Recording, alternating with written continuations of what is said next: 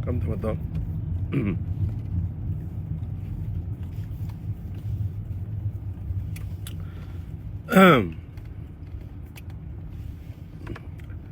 Bismillah, assalamualaikum warahmatullahi wabarakatuh. Selamat malam para sahabat. Saya hadir malam ini di tengah perjalanan pulang untuk menemani para sahabat dengan satu tema yang mungkin dianggap berat, tetapi menurut saya tema ini perlu dibicarakan secara lebih baik untuk menghindari jika percakapan yang telah berkembang adalah percakapan yang kurang sehat bagi kita. Ini waktu kita untuk sedikit memperbaiki struktur dari percakapannya. Saya sudah mengatakan di beberapa postingan bahwa bagaimana bisa sebuah undang-undang yang disebut dengan Undang-Undang Cipta Lapangan Kerja tiba-tiba dimusuhi oleh masyarakat, menciptakan demonstrasi besar dan kekacauan di mana-mana. Maka saya ingin ngajak kita semua untuk membaca akar daripada persoalannya. Termasuk juga akar ini tidak disadari oleh pemerintah. Presiden, wakil presiden, para menko dan para jajaran kabinet nggak paham soal ini. Saya nyatakan ini secara jelas karena saya udah lacak ini dari awal. Memang orang-orang ini nggak paham.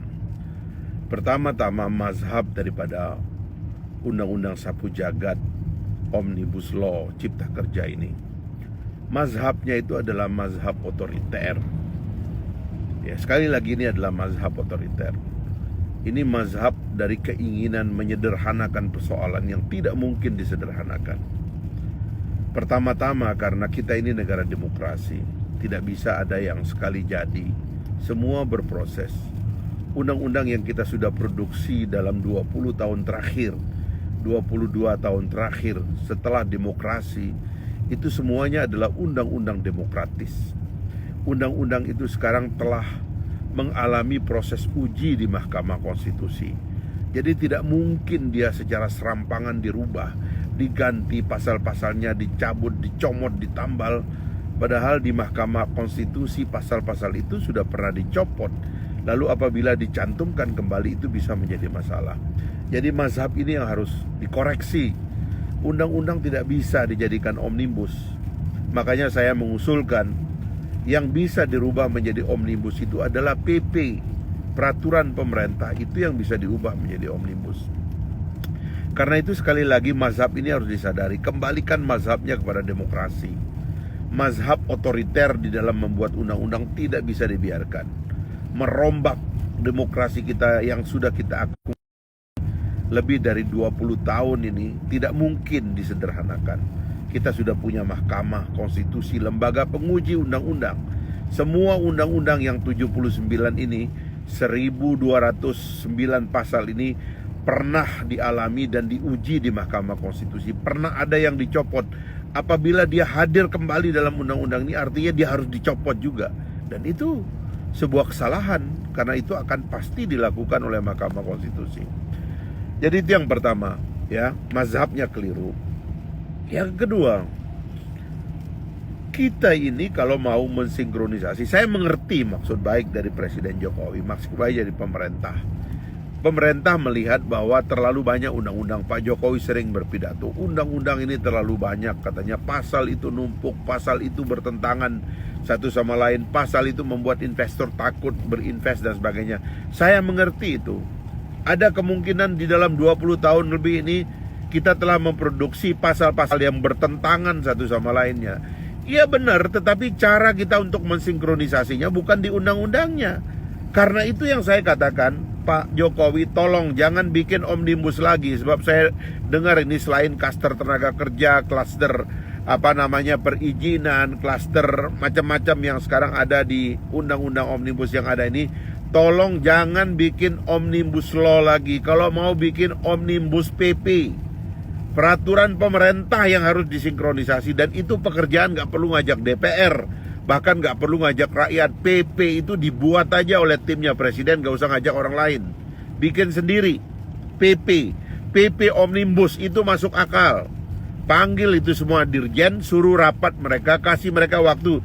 Dirjen, sebulan saya suruh kamu sinkronisasi semua undang-undang tentang pajak. Dirjen, saya minta kamu sebulan sinkronisasi undang-undang tentang perizinan, undang-undang tentang tenaga kerja. Bikin PP-nya disebut dengan PP Omnibus. Omnibus keuangan, Omnibus perizinan, Omnibus apa macam-macam itu. Silahkan, tapi bentuknya PP. Jangan undang-undang, sebab kalau pakai undang-undang ini sudah berproses di lembaga legislatif, berproses di lembaga Mahkamah Konstitusi, berproses. Apabila pasal itu sudah pernah dicopot oleh Mahkamah Konstitusi, maka pasal itu tidak boleh muncul lagi. Kalau pasal itu muncul lagi, pasti oleh MK nanti dicopot lagi. Kacau lah. Sekarang Omnibus Law dibuat, Cipta Kerja, undang-undang. Sekarang PP-nya baru mau dibuat. PP ini nanti bagaimana? Bagaimana kalau kemudian pasalnya nanti dibatalkan oleh MK lagi secara otomatis? Karena pernah dibatalkan pada masa yang lalu. Kan copot semua jadinya. Jadi berhentilah Bapak Presiden mendengar penasehat-penasehat yang, mohon maaf ini saya mau ngomong dengan omongan yang gak enak itu. Presiden ini gak punya penasehat hukum yang masuk akal. Jangan bikin Omnibus Law, bikinnya PP.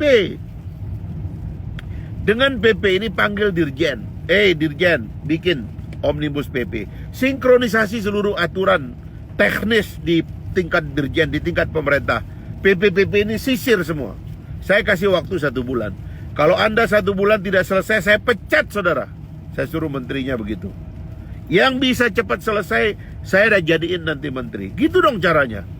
Supaya ada perlombaan di eselon 1 ini untuk mensinkronisasi. Sebab masalahnya selama ini ya di eselon 1. Orang-orang itu yang suka ego sektoral, tumpang tindih, ya tuh di situ tempatnya. Jangan di undang-undangnya. Undang-undang berbahaya kalau diubah-ubah. Dijadikan 1, 79 undang-undang jadi 1, itu mustahil, nggak masuk akal. Seperti yang sudah terjadi sekarang. Nah, kalau itu sudah dilakukan, saya yakin Bapak Presiden, maksud baik dari undang-undang itu, maksud baik dari perubahan ini akan didengar oleh semua orang, akan didengar oleh investor, akan didengar oleh rakyat. Rakyat itu akan senang. Sebab apa? Undang-undangnya nggak dirubah, hak buruh nggak dirampas, hak asasi manusia nggak dirampas, keharusan untuk menjaga lingkungan nggak dirampas, profesi-profesi yang lain nggak marah, kampus pendidikan nggak marah karena undang-undangnya nggak dirubah. Yang diperbaiki cuma PP. PP itu sinkronisasi. Tugasnya pemerintah sendiri, diteken oleh presiden, nggak perlu ajak DPR. Kan begitu enak, Pak. Tapi iseng-iseng mau merubah undang-undang. Sekarang udah kacau jadinya. Terbakar di mana-mana. Sekarang orang mau ditangkap. Gara-gara nulis di Facebook, gara-gara bikin komen, ditangkap. Sibuklah polisi, tambah keruhlah keadaan. Padahal kekeruhan itu berasal dari pemerintah sendiri. Omnibus ini keruh. 8 bulan yang lalu saya sudah mengatakan tidak bisa bikin Omnibus Law. Sudah ada MK, pasal-pasalnya sudah pernah dibatalkan. Gak bisa. Yang kita bisa buat sekarang ini adalah peraturan pemerintah disinkronisasi. Itu yang bikin kacau. Maka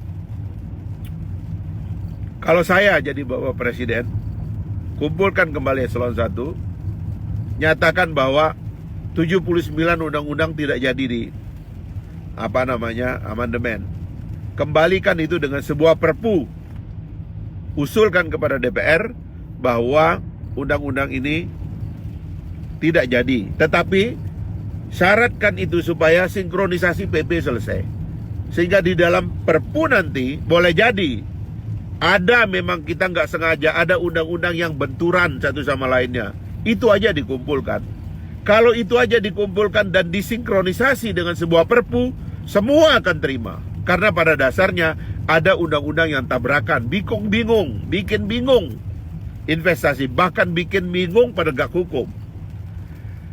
Tapi Kalau itu yang kita sisir dan ketemu setelah PP-nya jadi satu, para dirjen lapor ke Bapak Presiden, kepada lewat menterinya, Bapak Presiden, PP-nya sudah sinkron Pak. Kita sudah membuat Omnibus PP, peraturan pemerintah yang udah jadi satu.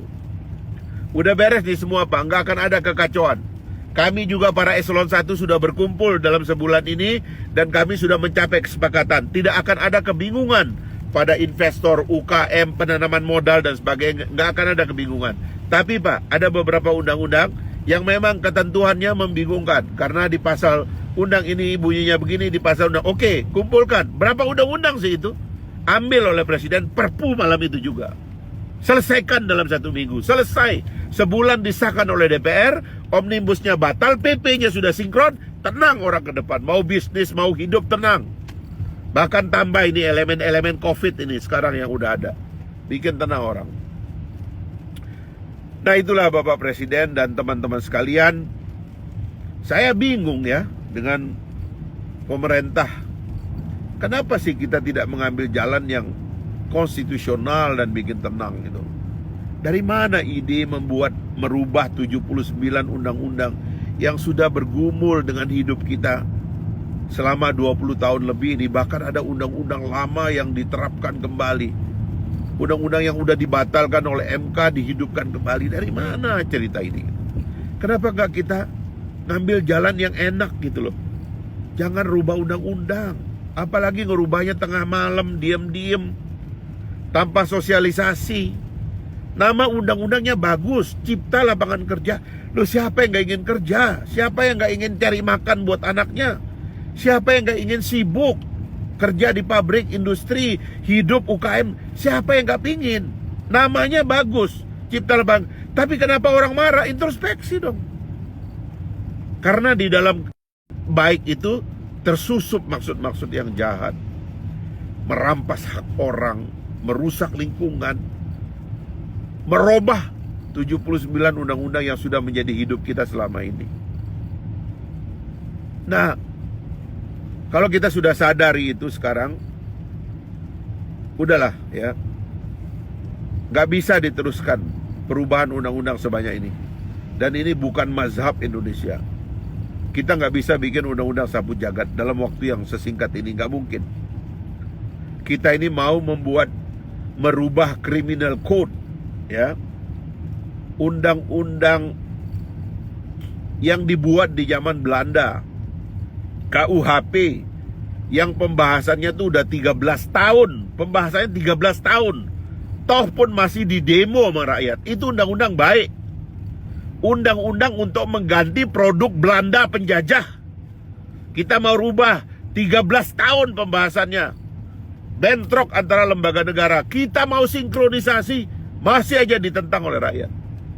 Karena dianggap komunikasinya kurang banyak. Oke. Harusnya itu yang diperbaiki pelan-pelan. KUHP diperbaiki, KUHAP diperbaiki, KUH Perdata diperbaiki, hukum acara perdata diperbaiki. Itu harusnya yang kita lakukan. Sebab itu juga semua sumber daripada ketidakpastian. Memang problema teks itu adalah problem yang penting untuk kita selesaikan. Sebagai bangsa harus punya satu teks. Orang beragama punya satu kitab suci aja masih berantem. Kita teksnya beda-beda, bagaimana kita gak berantem? Kumpulkan teks ini harusnya kerjaan presiden. Tiba-tiba ini pengusaha main di belakang kumpul-kumpulin orang, bikin pasal sendiri, gak punya pengetahuan tentang pasal. Seenaknya aja. Jadi usul saya, tengah malam saya bicara gini nih karena gak akan ada jalan keluar lah kalau gini cara berpikirnya. Karena gak bisa. Undang-undang yang telah kita buat bersama-sama dalam tempo 20 tahun gak bisa diringkas. PP-nya yang harus ditertibkan. Menteri-menteri itu seenaknya aja bikin PP sesuai dengan kemauan mereka. Ego sektoral ada di situ. Semuanya pengen dihargai. Semuanya ingin mendapat cawe-cawe di dalam semua proses birokrasi pemerintahan. Ini yang harus ditertibkan, bukan undang-undang. Undang-undang itu dibuat oleh lembaga perwakilan rakyat bersama DPR. Itu induk. Yang di bawah ini birokrasi ini harus dibereskan. Sehingga dengan demikian mudah-mudahan ada jalan. Sampaikan kepada rakyat terbuka, jangan tertutup, jangan ada agenda tersembunyi, jangan punya maksud-maksud yang tidak baik dalam undang-undang ini. Terbukalah. Kalau maksudnya untuk bikin rakyat kerja, bikin rakyat sejahtera, bikin rakyat sibuk, baguslah, pasti didukung oleh rakyat. Mana ada sih rakyat itu yang usil, mau diperbaiki nggak mau, nggak ada. Yang ada itu kurang komunikasi. Komunikasikan maksud baik saudara kepada rakyat dari awal.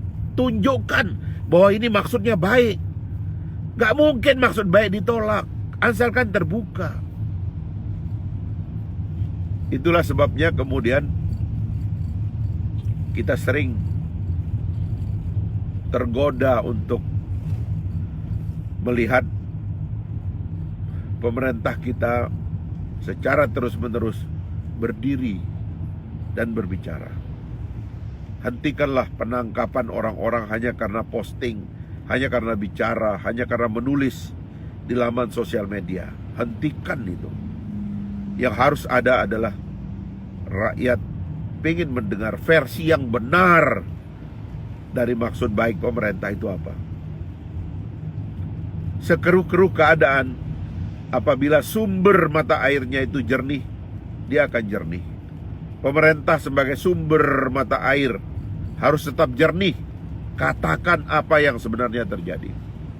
Tetapi apabila pemerintah juga memproduksi kekeruhan, maka keruhlah semuanya. Meskipun keadaan jernih pun, apabila pemerintah memproduksi kekeruhan, keruhlah jadinya. Menangkap orang karena berpendapat di sosial media adalah kekeruhan. Kalau Anda mau jernihkan, bicaralah yang baik.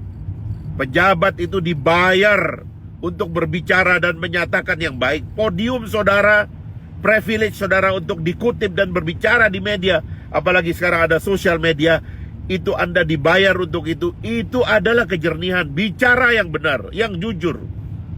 Rakyat ingin mendengar apa maksud baik saudara di belakang semua ini. Itulah teman-teman, saya mohon maaf mengganggu waktu istirahat Anda malam minggu. Tapi menurut saya Pak Mahfud sebagai Menko Polkam, klarifikasi Bapak Presiden itu tidak cukup.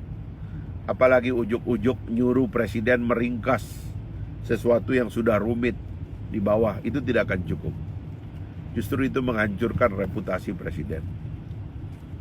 Ayolah, kita nggak mungkin merangkum undang-undang ini. Percaya saya deh, nggak mungkin. Nggak mungkin. Nggak masuk akal di saya. Pasal-pasal yang sudah dibatalkan oleh MK dihidupkan kembali itu mustahil lah. Karena itu kembalilah ke jalan yang benar, ya. Terima kasih teman-teman. Terima kasih atas tanggapannya. Nanti kita sambung, ya. Selamat bermalam minggu, selamat beristirahat. Wassalamualaikum warahmatullahi wabarakatuh.